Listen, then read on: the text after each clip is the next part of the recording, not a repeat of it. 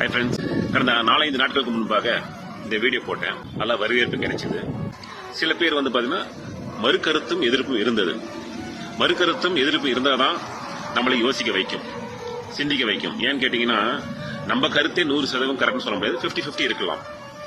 ஆனாலும் சொல்றேன், சில பேர் பாத்தீங்கன்னா காசு இஸ் த அல்டிமேட், காசு இல்லாம இந்த உலகத்தில் எதுவுமே கிடையாது. அதுதான் நானும் சொல்றேன். காசு தேவை ஒரு லிமிட்டுக்கு தான். லிமிட் தாண்டிச்சுன்னா கண்டிப்பா நமக்கு தேவை தான் கொடுக்கும், நிம்மதியை கொடுக்காது. ஃபார் எக்ஸாம்பிள் பாத்தீங்கன்னா, ஐயா சத்யராஜ் இருக்கார் இல்லைங்களா, அவரோட மனைவியார் பாத்தீங்கன்னா கடந்த 4-5 ஆண்டுகளாக கோமாவில் இருக்கிறார். அவர்கிட்ட இல்லாத காசை குணப்படுத்த முடிஞ்சுதா?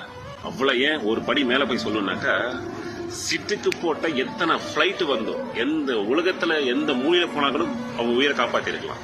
ஒரு சிஎம்மா சீட்ல உட்காந்துட்டு இருந்தாங்க, முடிஞ்சதா? உயிரை காப்பாற்றவே முடியலையே. சோ என்னைக்குமே காசு தேவைகளை பூர்த்தி செய்யுமே தவிர நிம்மதியை கொடுக்காது.